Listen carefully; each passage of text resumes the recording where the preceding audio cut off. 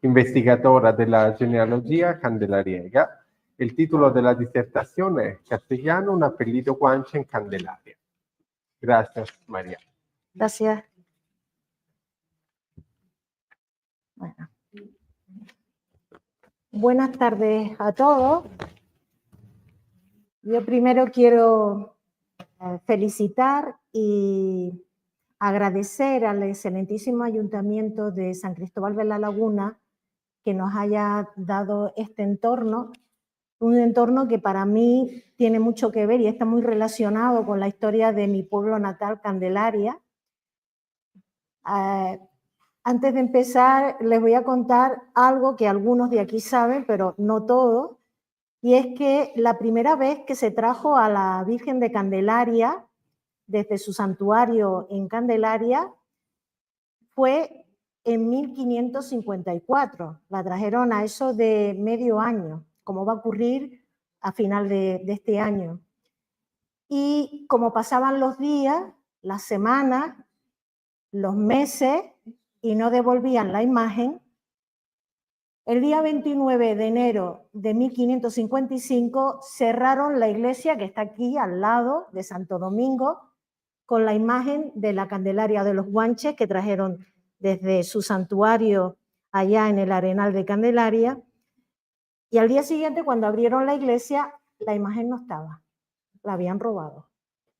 Apareció 2 días más tarde en Candelaria para la celebración del 2 de febrero de 1555.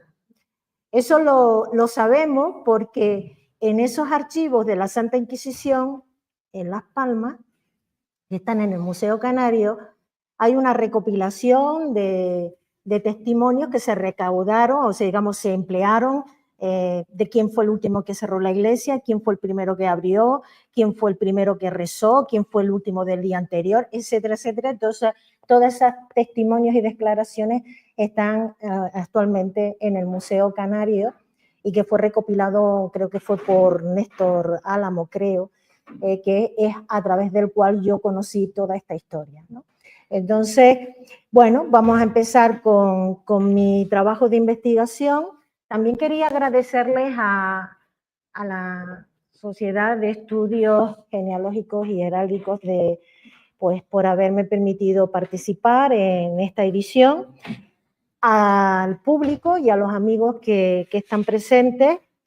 Algunos me conocen y saben que yo siempre en mis trabajos profesionales, cuando hago una ruta, una visita guiada a Candelaria que se llama Candelaria Ruta Histórica o el Tour de Misterios y Secretos de Candelaria, siempre utilizo una frase para que todo el mundo entienda el punto de vista de los naturales, de los guanches. La frase es una frase de una tribu africana que dice que hasta que los leones no tengan sus propios historiadores, las historias sobre las cacerías siempre glorifican a los cazadores. La frase es muy clara, no hace falta que yo les dé ninguna explicación añadida a ella.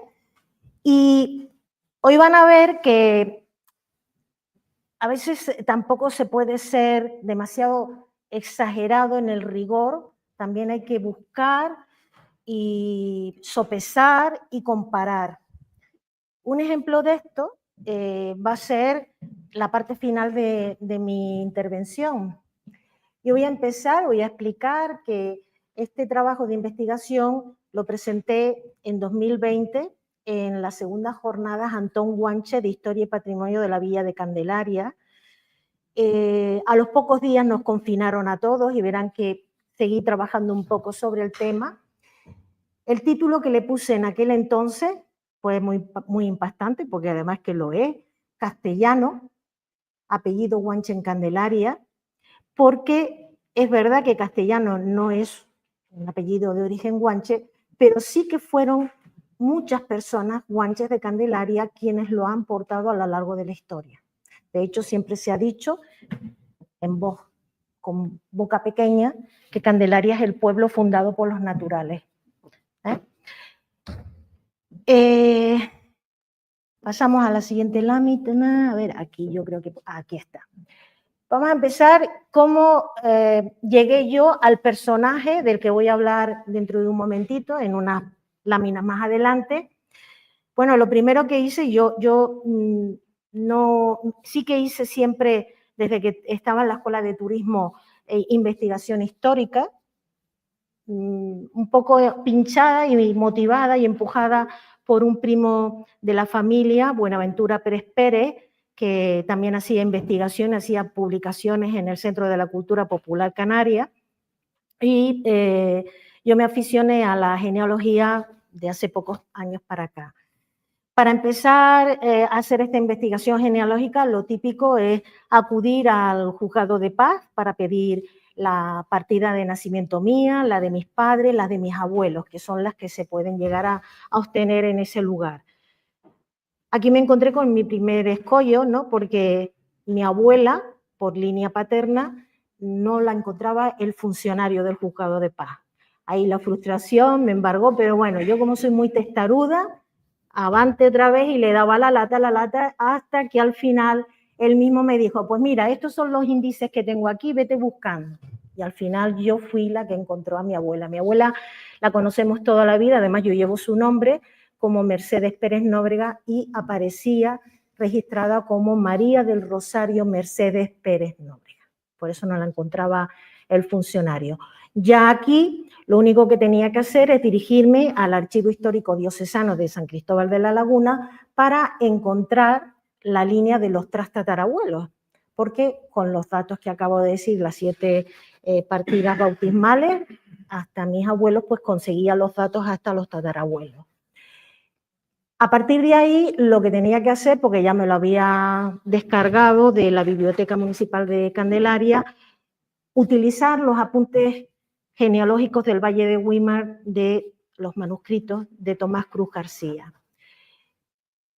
Así fui bajando, pero como Tomás Cruz tiene errores, pues iba chequeando y comprobando, utilizando pues primero los padrones de 1779 de la Real Sociedad Económicas Amigos del País de Tenerife, también los archivos parroquiales, etcétera, hasta llegar al Archivo Histórico Provincial de Santa Cruz de Tenerife.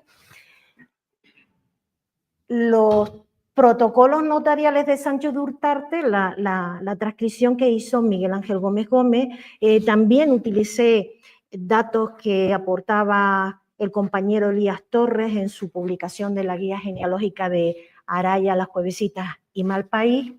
Aquí falta un libro en las láminas, que es uno que también es importante y es de Miguel Ángel Gómez Gómez. Fíjense si tan importante es que fue el que descubrió que todos los que tenemos de antepasado al primer alcalde pedáneo de Candelaria, Antón Alberto, pues ha resultado ser que es el sobrino guanche de la Gioconda, de la Mona Lisa, a través de su hermano que tenía alquilado el ingenio azucarero de San Juan de Güímar, Giovanni Alberto Gherardini, más conocido en el Archivo Histórico Provincial de Santa Cruz de Tenerife como Juan Alberto Giraldín, un personaje tan importante en el siglo XVI en el Valle de Güímar que hasta llegó a ser el mayordomo de la Virgen de Candelaria, que no era un cargo para nada desdeñable. Por último, en esta documentación, hasta llegar al personaje de que le vamos a hablar ahora, pues lógicamente utilicé las publicaciones de 2007 y 2019 de los testamentos guanches y de testamentos de Canarios, Gomeros y Herreño, de Leopoldo Tavares de Nava y también de Lorenzo Santana Rodríguez. Bueno, pues así llegamos a Juan Castellano, hijo de Juan de Tegueste y Catalina de Trujillo. Este es el personaje que aporta el apellido castellano, un apellido guanche en Candelaria. Lógicamente, vivió en el Valle de Güímar. Ya verán por las siguientes láminas que fue una persona importante desde el punto de vista de la población que había en aquel entonces en el Valle de Güímar. Lo vamos a ver también con los datos de la tasmía. Bueno, pues documentado este personaje en el lugar, tenemos por un lado el poder de septiembre de 1554 ante Francisco de Rojas, que es un documento bastante importante porque hoy en día ya es el considerado como el primer episodio o uno de los primeros episodios del famoso pleito de los naturales. Un pleito que empezó con la entrega un tanto irregular de la imagen y la iglesia de Candelaria en poder del clero secular al clero monacal, que era a través de la Orden de Santo Domingo de Guzmán, que se produjo en el verano de 1530. Otro documento que ya estamos en la siguiente década, de ese mismo siglo, es la Tasmía de 1552. Aquí utilicé la publicación de Francisca Moreno, que lo tenía publicado en el Anuario de Estudios Canarios, y ahora verán un poquito más desglosado ese trabajo porque fue una de las cosas que hice cuando estábamos confinados. En la siguiente década, aquí también aparece el pleito del 30 de octubre de 1566, que este se refiere a el pleito contra Pedro de Alarcón, que era el titular del heredamiento de San Juan de Weimar, por conflictos con los demás vecinos del valle que eran ganaderos. Continuamente los rebaños traspasaban los linderos y por lo visto Pedro de Alarcón lo que hacía era pues matar las reses, algo que iba en perjuicio precisamente de los vecinos del valle, y en 1566 aparece este pleito famoso por estas incidencias, y también hubieron quejas anteriores, pero vamos, que donde aparece como una de las personas que encabeza este pleito, este personaje que llamamos Juan Castellano. Ahí tenemos el documento. Es un poder que se realiza ante el escribano Francisco de Rojas y es de septiembre de 1544. Lo encabeza el único que no es guanche de todos los que aparecen aquí, es justamente el primero, que es Pedro Gozón, Pedro González Gozón, el primer beneficiado del beneficio de Weimar.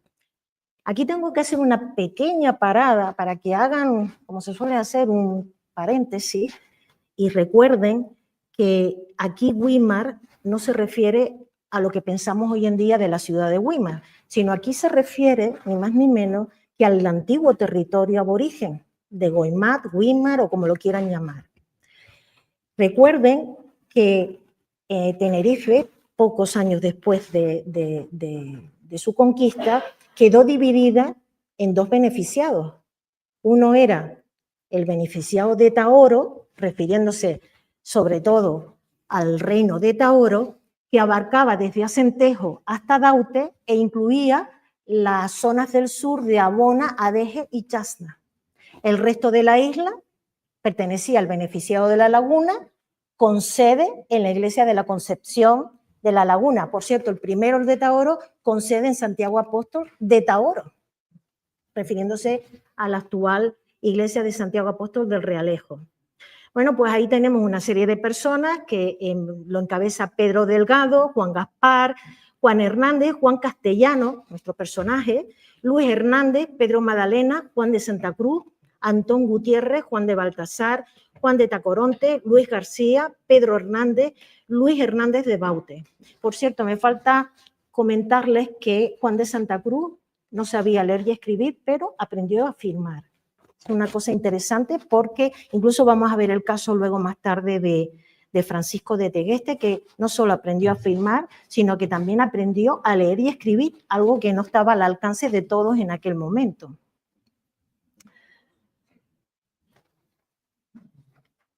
El siguiente documento donde aparece nuestro investigado, Juan Castellano, lo tenemos en la Tasmía de 1552. Hay un hecho muy singular que propicia la fundación del primer núcleo de población en el Valle de Weimar, se funda en Candelaria. Esto nos los dan los datos de la Tasmía y otra serie de documentos. Algunos historiadores exponían que los guanches sobrevivientes a la conquista, a las enfermedades que trajeron esos conquistadores e incluso a la esclavitud, se fueron a asentar mayoritariamente al Valle de Güímar. Y lo fueron a hacer porque dicen que iban a buscar la protección y el amparo de la imagen de la Virgen de Candelaria. Esto no se lo va a querer nadie. Los guanches no eran más católicos apostólicos romanos que los portugueses o los castellanos que vinieron y colonizaron la isla. En realidad es que en el reparto de las tierras de Tenerife, pues como aquello de, como se suele decir, que se come por los ojos, pues igual en el reparto de las tierras. Ellos veían mucho más atractivo y exuberante el norte, que prácticamente la mayor parte del territorio de Goimat o Güímar quedó sin repartir. Y al final la solución que dieron fue dejarla como zona realenga de dehesa. Si tú ancestralmente eras un pastor de cabras y resulta que una zona amplia de Tenerife se queda para pastoreo, ¿qué es lo que haces tú? Irte a aquella zona porque allí por lo menos podrás seguir haciendo lo que tú eras siempre. Por eso, hasta la Tasmía de 1531 no se encuentran datos de producción de cereales en el Valle de Güímar. Y luego nos encontramos esta de 1552 que separa el regidor, en este caso Lope de Mesa, y el escribano Francisco de Coronado, van el primer día a Candelaria, hacen la Tasmía allí, y el segundo día se van a Arafo y Güímar. Y fíjense, todavía en 1552 se puede decir que de las 15 casas que registran en Arafo y Güímar, pónganle ustedes que por lo menos 12 o 13 son en Arafo. Porque Güímar era una gran hacienda, una gran heredad, donde estaba la casa del titular de la heredad, del mayorazgo, y posiblemente alguna casa con esclavos del ingenio azucarero. El resto eran todos de Arafo. Por el contrario, en Candelaria, si se dan cuenta, y ahí verán en la penúltima línea a nuestro Juan Castellano, donde dice que en su casa, de las 26 que hay en Candelaria, en su casa hay 9 personas y que se le contabiliza 40 fanegas de cebada, no de trigo, sino de cebada. Bueno, pues esta sería la foto de cómo era esa población de Candelaria, lo tienen ustedes con los colores arriba. O sea, me dediqué a buscar de todas estas personas que ustedes ven en la Tasmía de 1552, buscar su procedencia étnica. Y lo curioso, bueno, la tónica en el Valle de Güímar está claro que de los casi 2/3 de la población del valle, que no era muy numerosa, igual que en toda la isla de Tenerife en aquel instante, pues 2/3 eran de origen guanche. De estos 148 habitantes que ustedes ven en la Tasmía, en las 26 casas de Candelaria, 85 eran guanches, pero por los 4 costados. Nada de lo que dice, bueno, que me lo dejé por allí, nada de lo que dice Fray Alonso de Espinosa en su libro publicado en 1594, que dice que ya no quedaban guanches porque estaban todos ya muy mezclados. Otra de las falsedades que no sé, todo el mundo sabe que Fray Alonso Espinosa lo único que estaba haciendo era una publicación favorable y protector pues, de los derechos que ellos se creían sobre el santuario y la Virgen de Candelaria. Bueno, pues ahí tenemos que de esos 148 habitantes, 85 eran guanches. Y fíjense, la segunda no es la castellana, la segunda es la portuguesa. Algo que en mi familia se sigue manteniendo, porque mi primer apellido es castellano y mi segundo apellido es Fariña, que viene de un portugués de Madeira que se estableció en el Valle de Güímar con el negocio del vino, que se llamaba Marcial Fariña, y que fue una persona tan importante que hoy en día en lo alto del valle, que está el pico Chomarcial, está dedicado a él. El nombre de ese pico viene de este portugués. Pues como ven, en Güímar y en Arafo, otro dando de lo mismo. 2/3 partes de la población de Arafo y Güímar eran también de procedencia guanche. Y como les digo, no estaban mezclados. Se da el caso que Pedro de Alarcón, está recogido en ese libro que les comento, que es la tesis doctoral de Miguel Ángel Gómez Gómez, análisis histórico de un ingenio azucarero en Tenerife en el siglo XVI, el heredamiento de San Juan de Weimar. Pedro de Alarcón tuvo muchos pleitos con toda esta población y aquel grupo de guanches que vivían en las cuevas del barranco de Guasa fueron expulsados por Pedro de Alarcón mediante la justicia. Yo les recomiendo que lean esa parte, ese capítulo del libro, y verán cómo el alguacil entraba en la cueva, cogía de la mano a una persona, una mujer, en este caso porque su marido encima lo tenían preso en la cárcel, seguramente aquí en La Laguna, la sacaba de la cueva y luego cogía de la mano a Pedro de Alarcón y lo entraba en la cueva y decía, la cueva es tuya. Es un detalle bastante interesante. Al final, toda esa gente que fue expulsada por Pedro de Alarcón a mediados del siglo XVI de sus terrenos, que él decía del barranco de Guasa, se repartieron entre la zona de Agache y la zona de Candelaria. Vamos a seguir a la siguiente. Bien, ahí pongo vecinos fundadores de Santa María de Candelaria. Bueno, Candelaria ha tenido muchos nombres a lo largo de la historia, pues se llamaba Nuestra Señora de Candelaria, Santa María de Candelaria, hoy en día Villa de Candelaria. Yo he elegido este de Santa María de Candelaria por una cuestión, pues, cariñosa, ¿no? Hasta que se edifica la actual Basílica de Candelaria, que es su quinto santuario de la imagen de la Candelaria y segunda basílica a lo largo de la historia, pues en la anterior donde estaba, que es la iglesia o capilla provisional que está en el convento, en el Real Convento, tenía un campanario con 2 campanas a finales del siglo XIX. Esas 2 campanas se siguen conservando a día de hoy, cosa que no lo sabe mucha gente. Esas 2 campanas están en el campanario de la actual Basílica de Candelaria. Una de ellas se llama San José y la otra se llama Santa María de Candelaria. Y estamos hablando de campanas del siglo XIX, con lo cual sigue la tradición. Bueno, pues Juan Castellano, hijo de Juan de Tegueste y Catalina de Trujillo, se casa hacia 1534, lo vamos a ver ahora a continuación también en otra lámina, con María González. Y transmiten el apellido, lógicamente, castellano, que no sé si lo saben, antiguamente existían las páginas blancas, ¿no? Los listines de teléfono.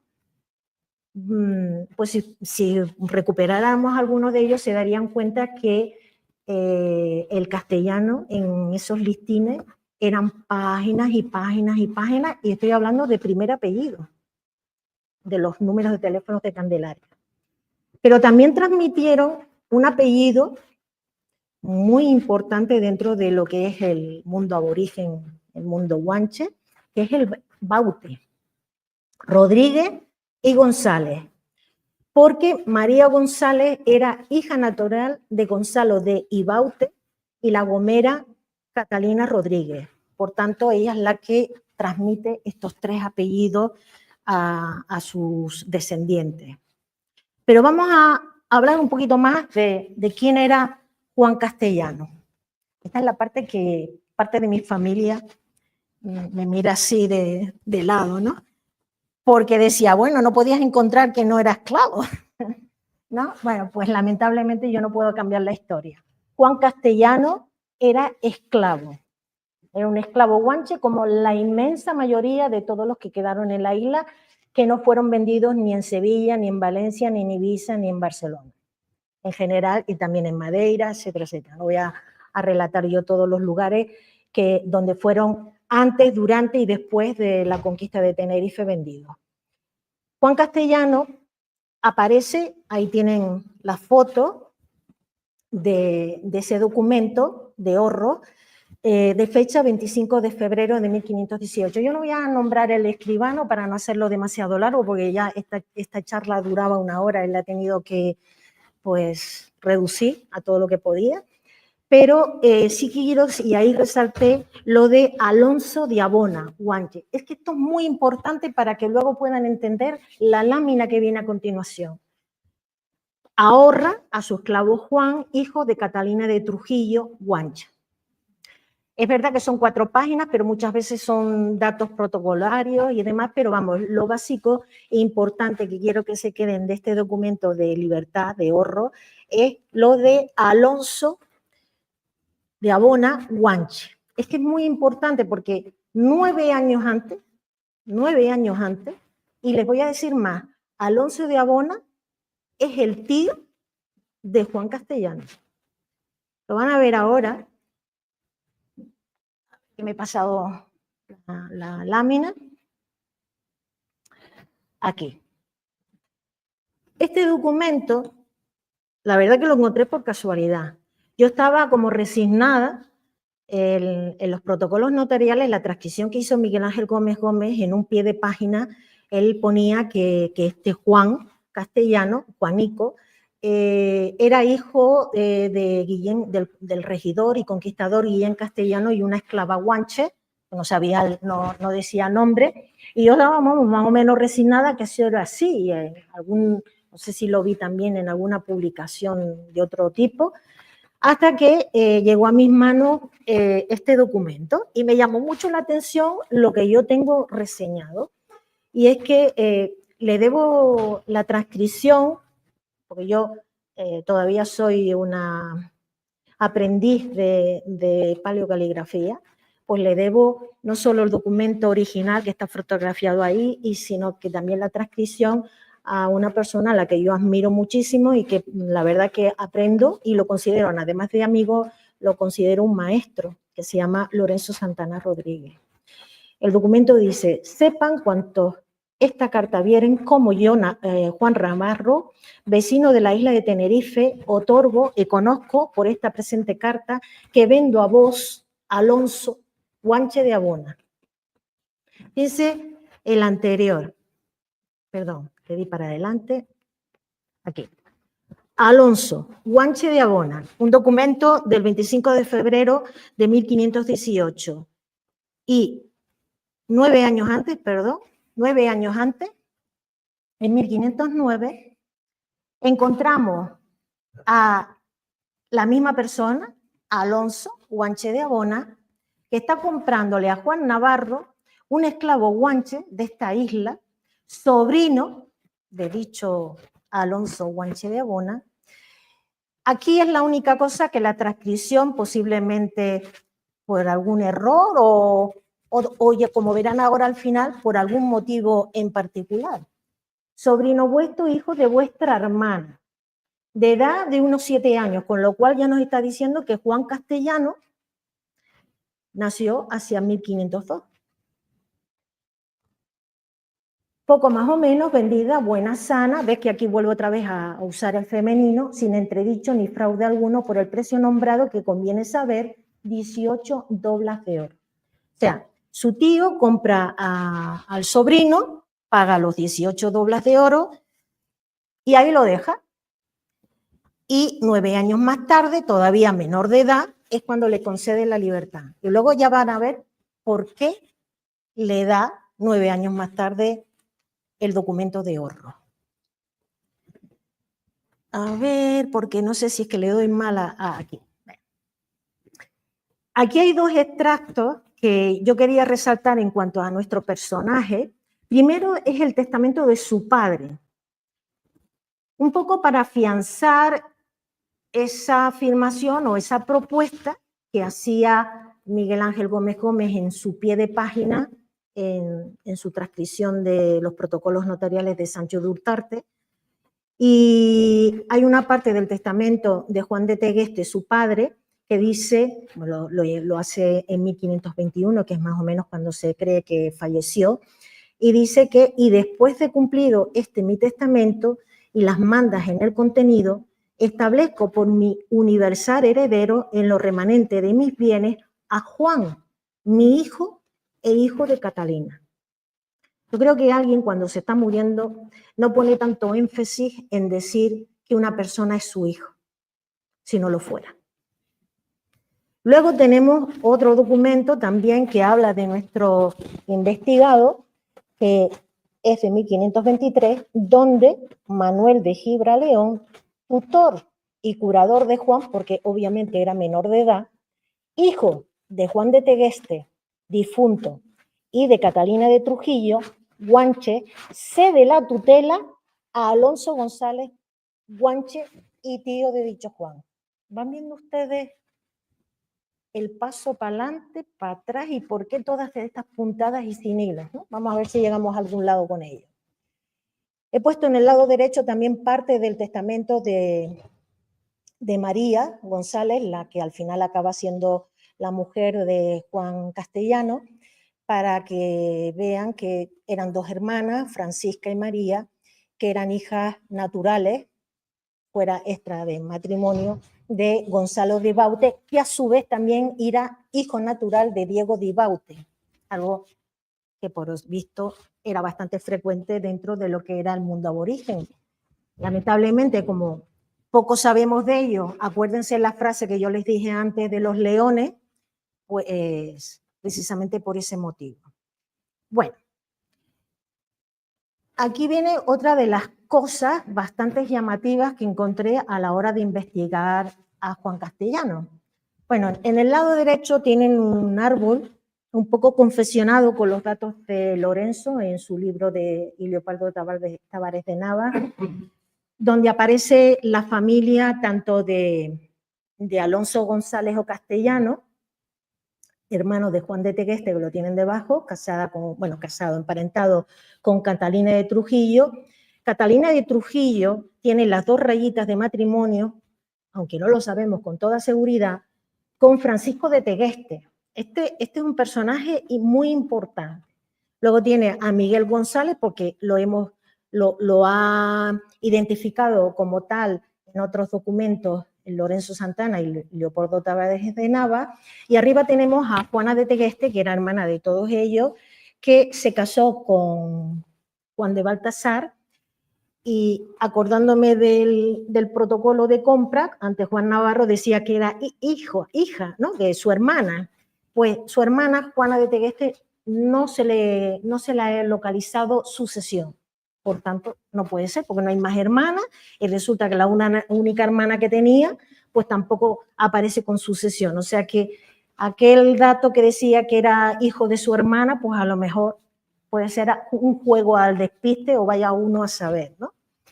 Bueno, ahí tenemos que el 24 de febrero, fíjense, un día antes que a Alonso Guanche de Abona le concediera la libertad a su sobrino que le compró a Juan Navarro, pues el día anterior, ante el mismo escribano, Alonso Castellano, o Alonso González, o Alonso de Abona Guanche, se obliga a pagar 23 doblas de oro a Guillén Castellano, regidor, por el resto de la ahorrería de su hermano, de un total de 60 doblas.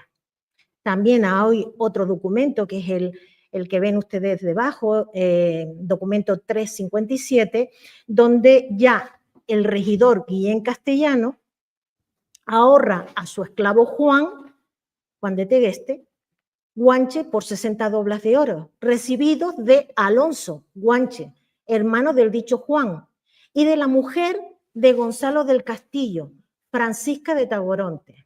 Bueno, aquí se nos abre todavía más personajes, y como yo le digo muchas veces a alguien que le intento explicar esto, digo, esto es el Falcon Crest del siglo XV y siglo XVI, ni más ni menos. Voy terminando. Lo que pasa es que me voy a ir a la lámina ya directamente, porque si no, no les voy a poder explicar lo que le quería decir, porque es lo más importante de todo el trabajo de investigación. En primer lugar, en este cuadro que ustedes ven en el lado izquierdo, tenemos al regidor Guillén Castellano, que se casa en primeras nupcias con María Perdomo. Su primogénita es Ana Gutiérrez, que se casa con el comerciante o mercader Pedro López de Villera. A su vez, Guillén Castellano tiene hijos naturales con una guanche que se llama Elvira Sánchez o Elvira Hernández, que le da esos 3 hijos, pero vamos, los 3 hijos, esto no es lo más importante de este tema. El tema está en lo siguiente. Acuérdense que Guillén Castellano es el dueño de Juan de Tegueste, el padre de Juan Castellano. Bien, pues Pedro López de Villera, el yerno del regidor, tiene a 3 esclavos guanches alzados. O sea, alzados que decía que estaban por ahí, por la montaña, viviendo según su rito. Que era Enofca, Catalina, mujer de Enofca, y su hijo.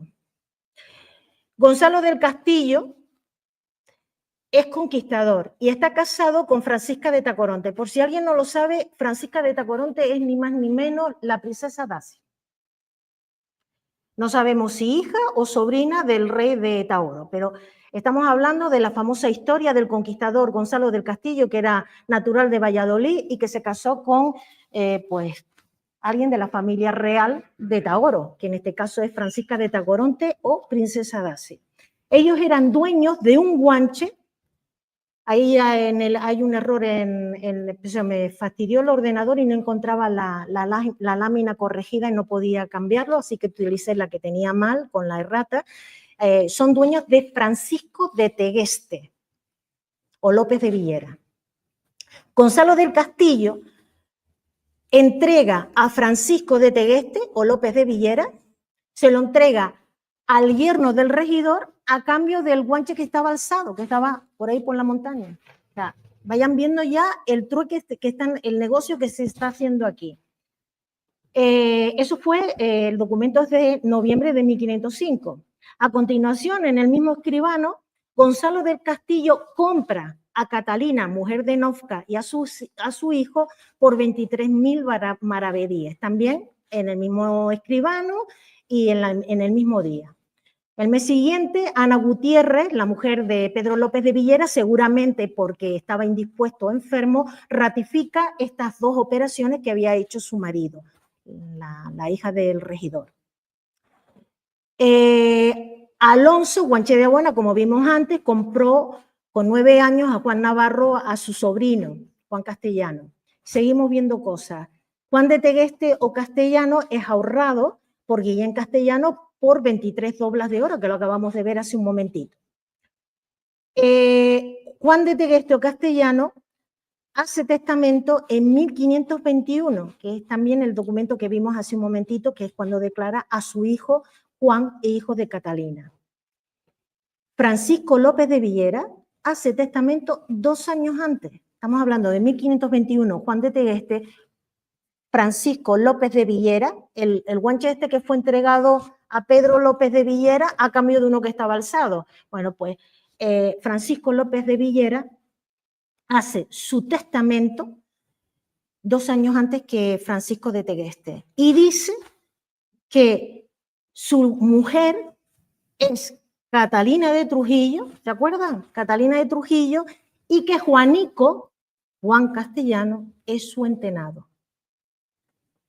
Luego tenemos más, porque, bueno, entre otras cosas, Francisco de Tegueste o López de Villera ya era un guanche libre porque el yerno, Pedro López de Villera, había muerto y en su codicilio había especificado que a su muerte se le diera la libertad a Francisco de Tegueste. Bueno, pues Francisco de Tegueste, por último, hace otro segundo testamento 6 años más tarde, del que hizo en 1521, y aquí dice otra cosa, dice que su legítima mujer es Elvira Sánchez. ¿Se acuerdan la que tuvo de esclava el regidor, que había tenido hijos con ella? Pues ahora aparece como mujer legítima de Francisco López de Villera o Francisco de Tegueste, y que sus legítimos hijos y herederos son Juan, que no es el mismo que estamos hablando, sino otro, y Julián. ¿Se dan cuenta cómo van enredándose? Pero que al fin y al cabo, en una sociedad como aquella, que eran, como solemos decir en Candelaria, 4 pelagatos, pues acabas entendiendo de que estamos hablando de todos los mismos personajes y que por algún motivo, no sabemos, porque hasta ahí no he llegado yo, es muy posible que Juan de Tegueste, Catalina de Trujillo y Juan Castellano, por todos los trabajos que se tomaron para despistar a todo el personal, sean Enofca, Catalina, mujer de Enofca, y su hijo. Es muy posible. Aquí no está todavía verificado. A mí Lorenzo me dice que me va a costar demostrar esto, pero también es verdad que yo después veo otro tipo de publicaciones. Hay una muy en concreto que habla de que en 1541 Catalina de Benítez hace testamento y en una nota marginal que está tachada pone de Anosca. Entonces, la interpretación que hace Lorenzo en su publicación de Testamentos Guanche es que esta Catalina de Anosca o de Benítez es la mujer de Nozca. Claro, yo hablando con Lorenzo de este tema, le dije que había otra posible interpretación, y es que el guanche, que no fue de los de esclavos, posiblemente fue colaboracionista con los conquistadores, que es Juan Yacas o Juan Guaniacas, recibió datas en un valle de Anaga, que se llamaba en aquella época el Valle de Anosca o Anosma. Entonces, puede ser, además, varios descendientes de Juan Yacas, y suponiendo que sea su mujer María Hernández, la guanche María Hernández, pues acogieron el apellido de Benítez, con lo cual también puede ser y no ser. Y por último, para ir terminando, me van a permitir un poquitito, porque quien me conoce sabe cómo me las gasto, ¿no? Sí, es simplemente hablarles, por ejemplo, por qué no podemos ni siquiera descartar lo que yo propongo aquí, de que Juan de Tegueste, Catalina de Trujillo y Juan Castellano son Enofca, Catalina de Enofca y su hijo. Les voy a hablar de una guanche que hace testamento 2 veces. En el primer testamento, que es de 1579, lo hace ante Sancho de Urtarte, y ahí dice que Margarita González, su hija, tuvo muchos hijos, pero Margarita González, su hija, de su primer matrimonio, la casó con Andrés de Llerena. ¿Saben quién era el marido de Catalina Gaspar? Alonso González, Alonso de Abona, Alonso Castellano.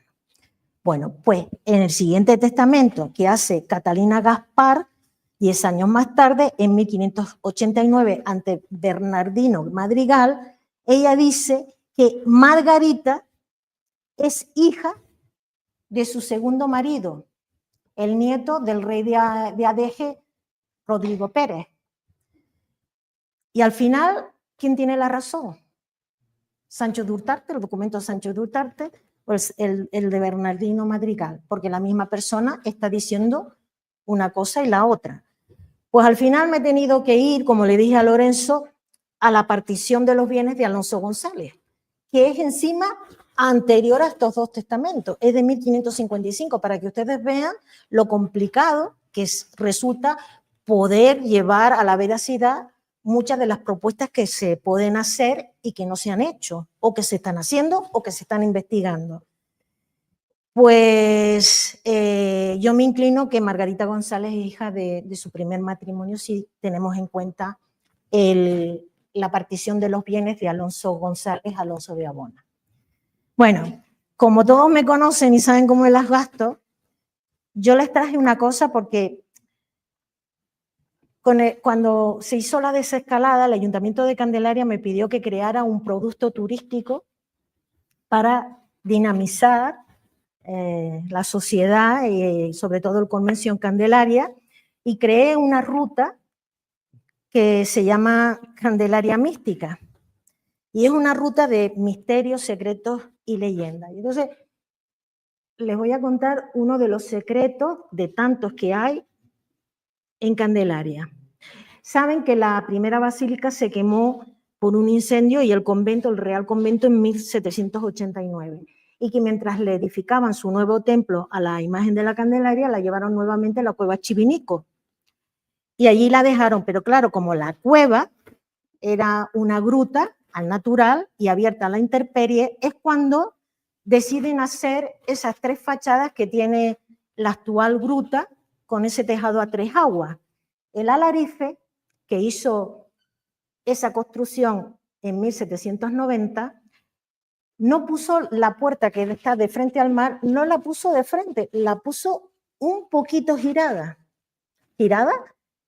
hacia la izquierda. Es verdad que el este está un poquito más a la derecha. El caso es que desde entonces solamente, no sé si es que el alarife este era, vamos, un portento o lo que fue. El caso es que solo una de las mañanas de los 365 que tiene el año, se abre esa puerta antes de que amanezca y el primer rayo de sol que ilumina el día, solo ilumina, en lugar de toda la cueva, solamente ilumina el fondo de la cueva.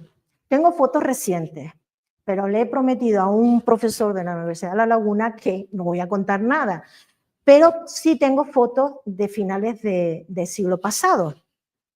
Este sería el primer rayo de sol, o sea, hay que abrir la puerta que da al mar y esperar a que salga el sol. Bueno, pues el primer rayo de sol que ilumina el día solo ilumina nada más que el fondo de la cueva, donde está la réplica en bronce de la Candelaria de los Guanches que llamo yo.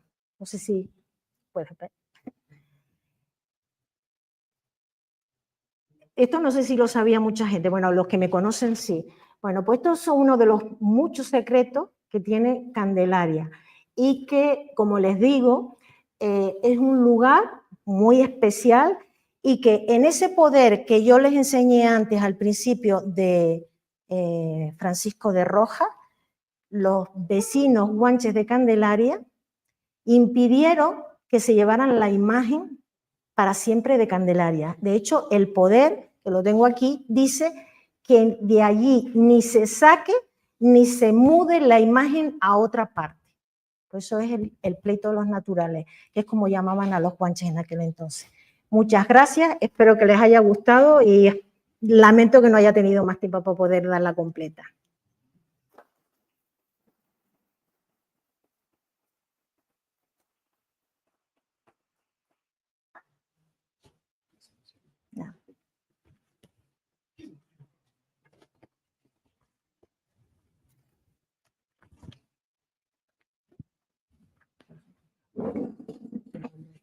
Sí.